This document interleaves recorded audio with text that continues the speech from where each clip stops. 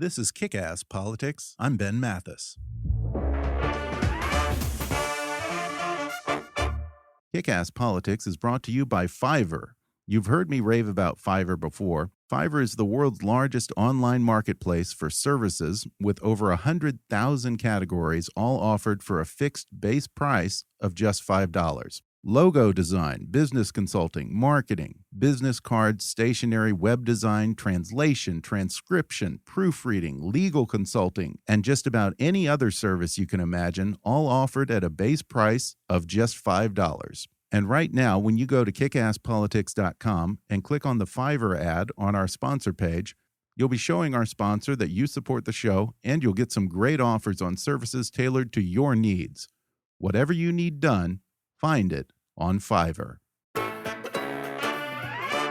This week, I'm paying tribute to the founding father of America, with a few episodes exploring the real man behind the myths and the marble busts. When most Americans think of George Washington, we think of the military general who defeated the British against all odds, the man who set the standard for what a U.S. president should be, or the founding father of America who may or may not have been too honest to lie about chopping down a cherry tree. But very rarely do you hear the words George Washington and politician uttered in the same breath. That's because in the popular imagination, we like to think of Washington as being above it all. The man who professed an outright contempt for political parties and partisan politics. The man who more often than not remained silent and dignified amid the squabbling and debate of the other founding fathers. The man who was so loved by Americans that he could have been anointed king. But he chose to serve only 2 terms as president and then quietly retired to his farm in Virginia. And yes, he was all of those things. But Washington didn't stumble into the highest office in the land, and it certainly wasn't happenstance when the Continental Congress appointed Washington commander-in-chief of the Continental Army. In actuality, George Washington was a master of perhaps the hardest political skill of all: being a politician without looking like a politician. He wasn't brazen, he didn't pander, he didn't get down in the muck and engage his rivals. But his subtle knack for showmanship, his sense of timing, his use of symbolism and gesture, and even his frequent use of silence belie a political genius. Today we'll dig deeper into this side of Washington with John Ferling. He's a professor emeritus of history at the University of West Georgia and possibly the foremost scholar on the American Revolution, having written no less than a dozen books on the subject, including The First of Men, A Life of George Washington, and The Ascent of George Washington, The Hidden Political Genius of an American Icon. In just a moment, he'll talk about some of the qualities that made our first president one of the greatest politicians in American history. Stay tuned.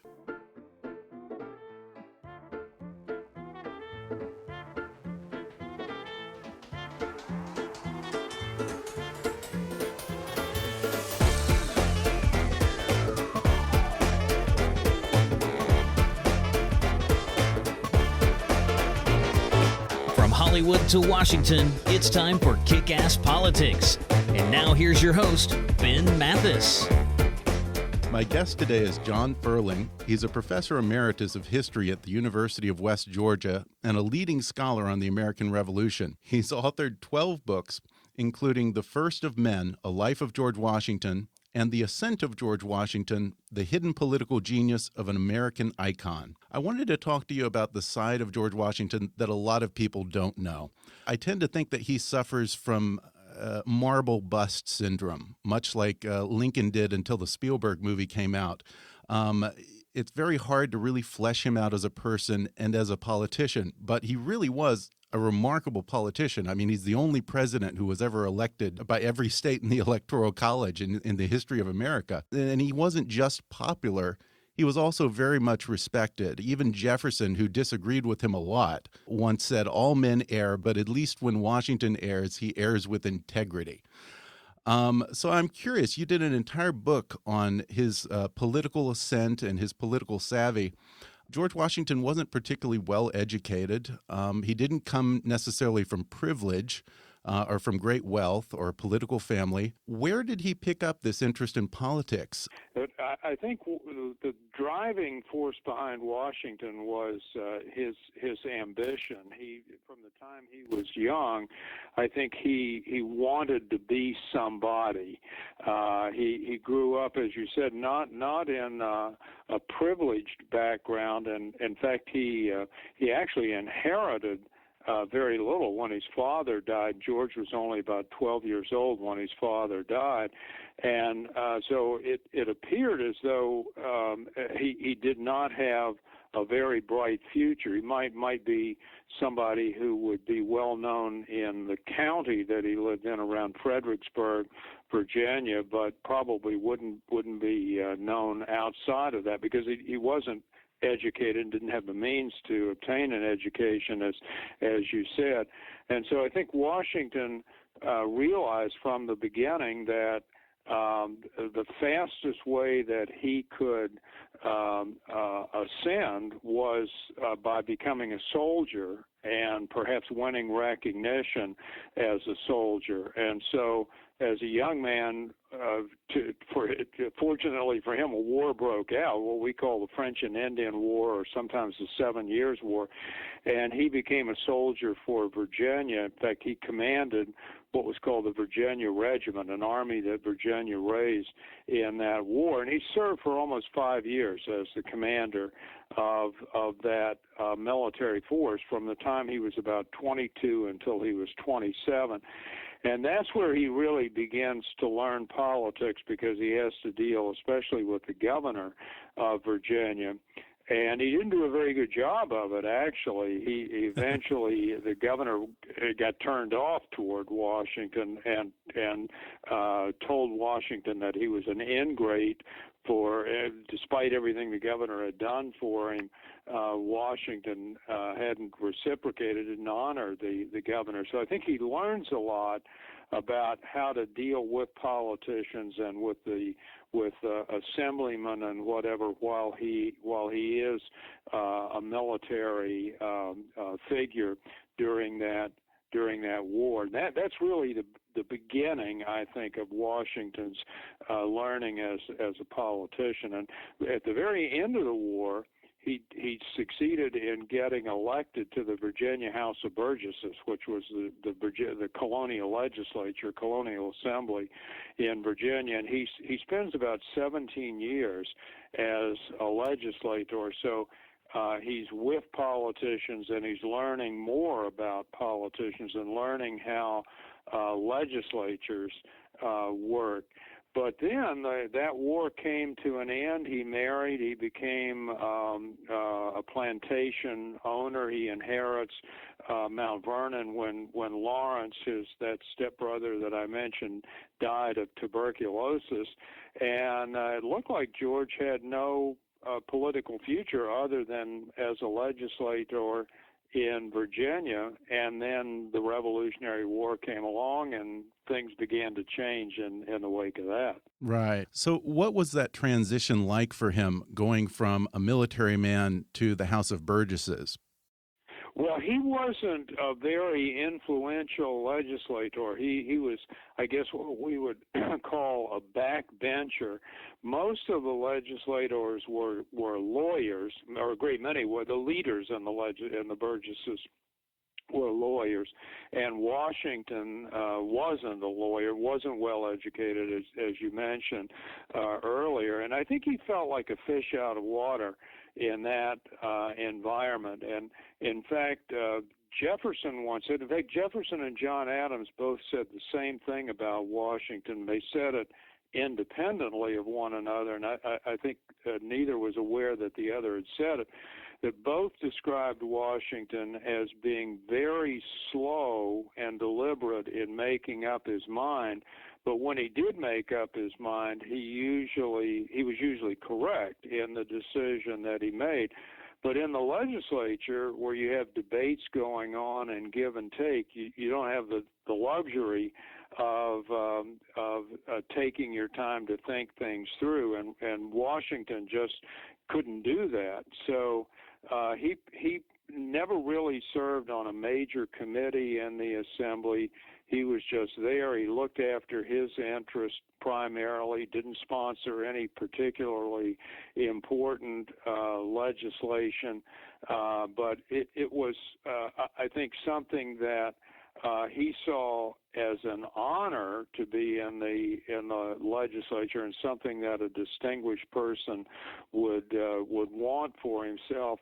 And it was a means of getting ahead. Obviously, people in the legislature knew him, and then when the war came along, or when the revolution came along, and they selected representatives to the Continental Congress, even though Washington hadn't been a particularly distinguished assemblyman, he was selected as one of the 7 delegates that Virginia sent to the First Continental Congress.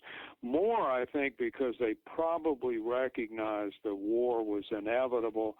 Here was a guy who had 5 years of military experience in commanding the Army of Virginia, and they hoped that if war did come and an army was created, George Washington would be the person that Congress turned to command the army, which of course is exactly what happened. Right. He certainly had a way of somehow always being in the right place at the right time. Well, we're going to take a quick break, and then I'll be back to talk more with John Ferling about the political ascent of George Washington. Stay tuned.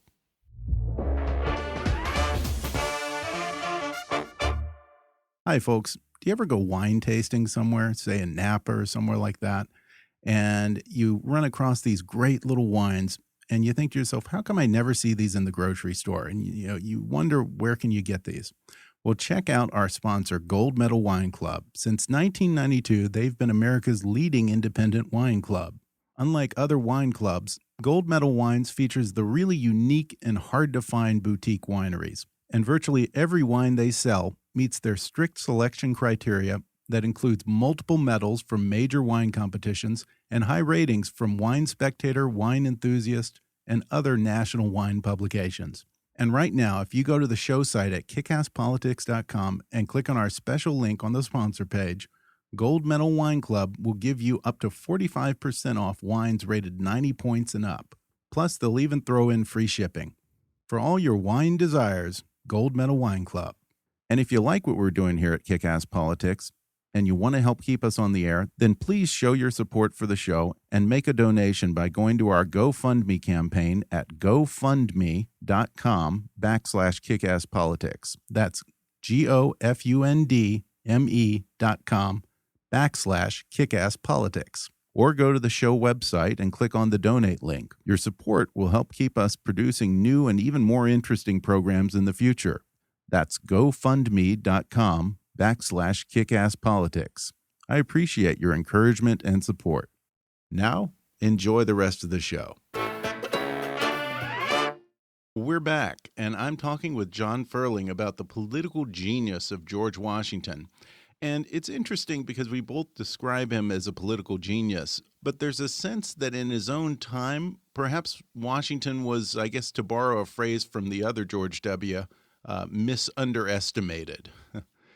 With Washington, he wasn't one of those guys who was always engaged in heated political debate. And I think there was kind of this mistake of perhaps of people sometimes seeing him as not being a great intellectual or a great political thinker like a Jefferson, an Adams, or a Franklin.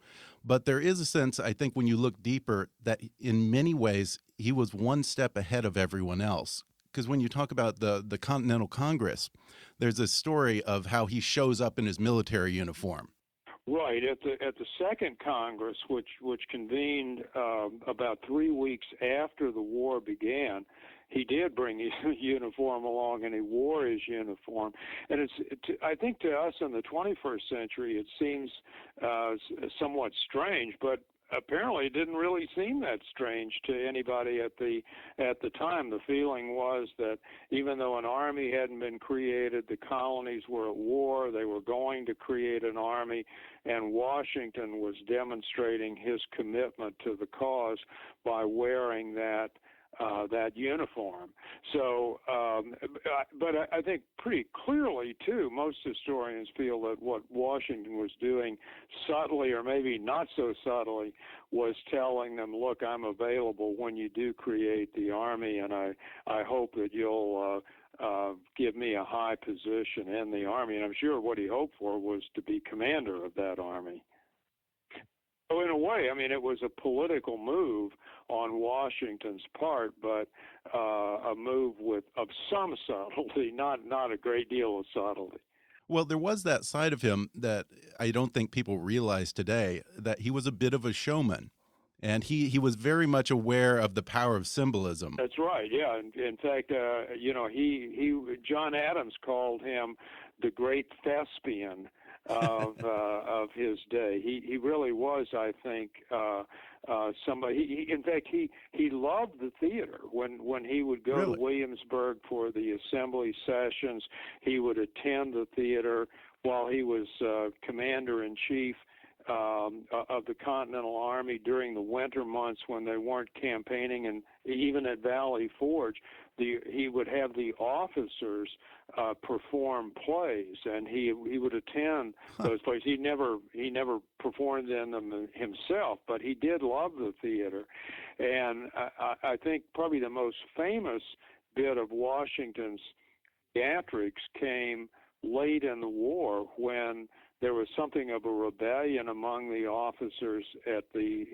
Newburgh, New York, in early 1783, and Washington was trying to head off that rebellion, and he did it by making a speech to the officers, and the speech pretty much fell flat.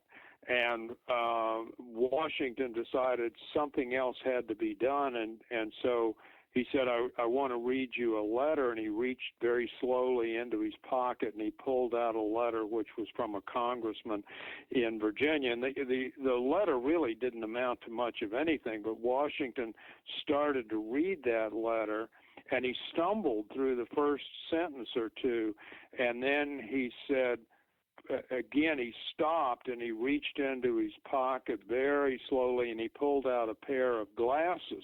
And no one had ever seen Washington wear glasses before. I mean, here's this big, strong, hardy individual, and Washington puts on a pair of glasses and he says, "Excuse me for doing this, but I have grown nearly blind in your service."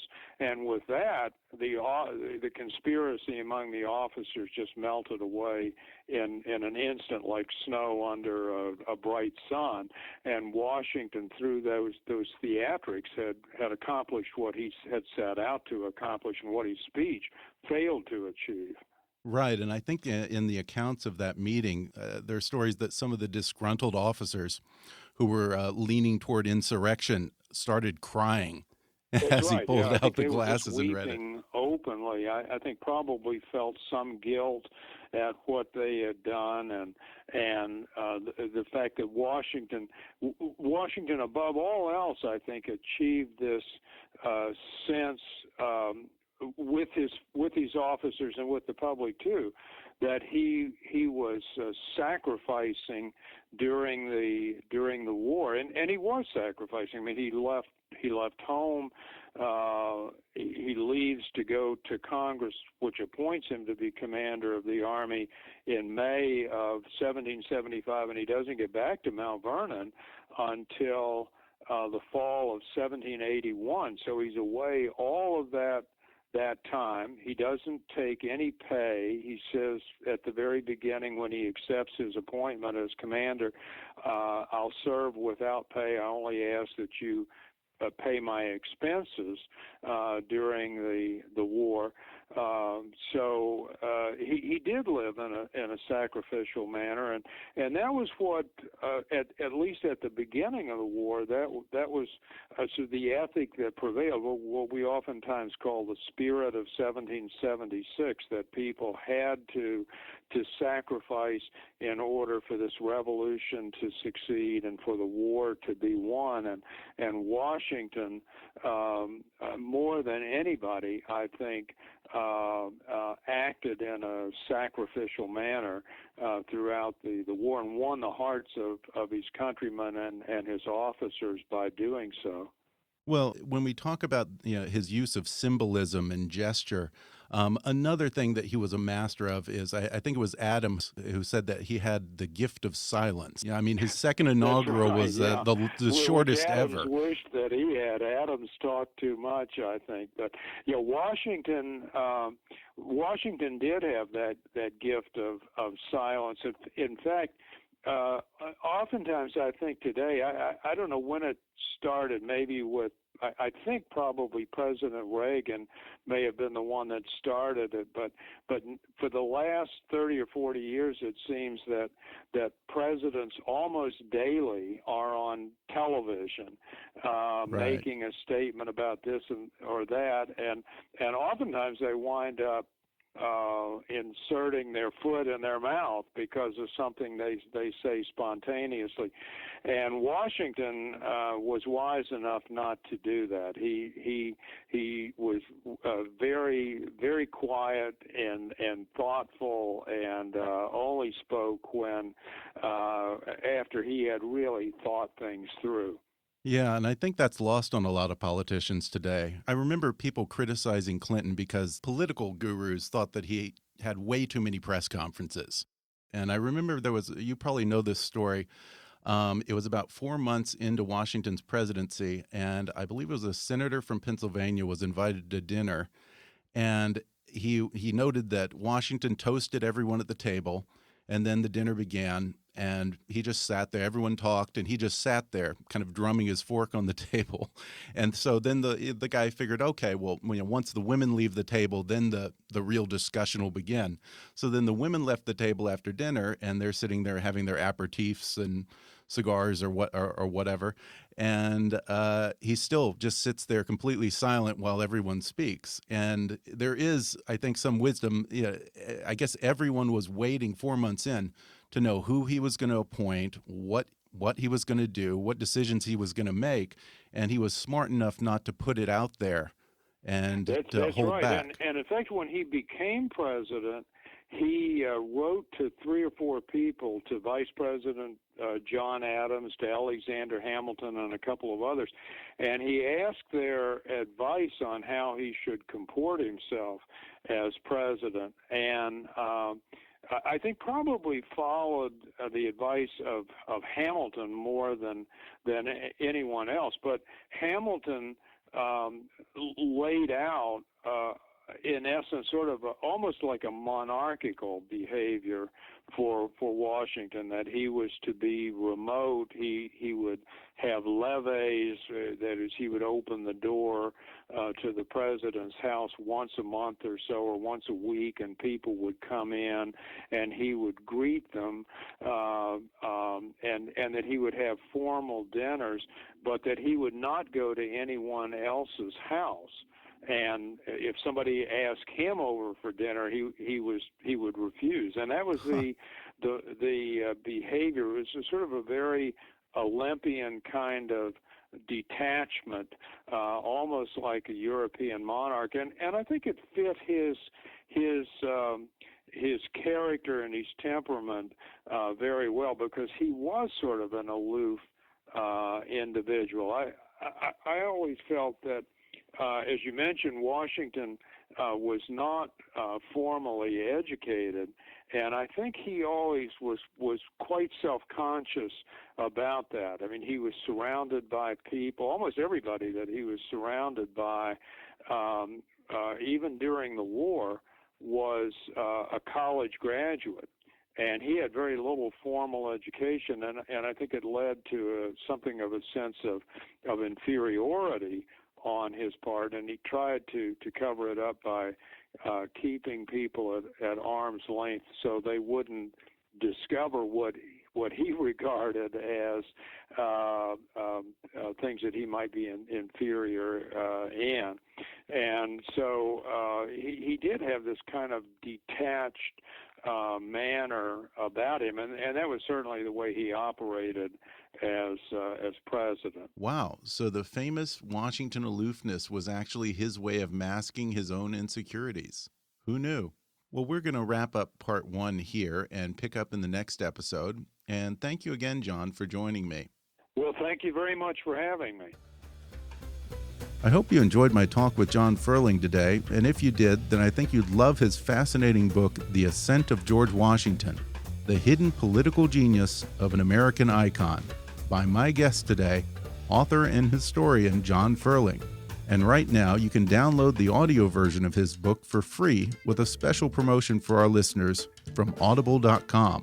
Just go to audibletrial.com/kickasspolitics for a free 30-day trial and a free audiobook download, which can be The Ascent of George Washington by my guest today, John Ferling, or any of Audible's 180,000 titles for your iPhone, Android, Kindle, iPad, or MP3 player. That's audibletrial.com/kickasspolitics, or click the sponsor link on our webpage for your free audiobook download. I hope you'll subscribe to the podcast on iTunes so you can automatically get new episodes as they become available.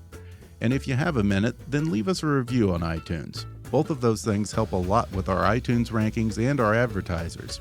And if you really want to help out and keep us strong, then please support the show by making a donation to our GoFundMe campaign at gofundme.com/kickasspolitics, or go to the show website and click on the donate link. Producing a show like this isn't cheap, folks. We've got studio rental, equipment, sound engineer, etc., and your support will help cover some of those costs and hopefully even allow us to produce more new episodes per week. So help us out. That's gofundme.com/kickasspolitics. Or you can go to kickasspolitics.com and click on the donate link. As always, I welcome your comments, questions, and suggestions at comments@kickasspolitics.com, or leave a voicemail on the toll-free listener hotline at 844-KA-POLITICS. Now, this was only part 1 of the political genius of George Washington, so be sure to tune into the next episode when we'll delve even further into the side of George Washington that few people ever really knew, with author and historian John Ferling. Until then, I'm Ben Mathis, and thanks for listening to Kick-Ass Politics.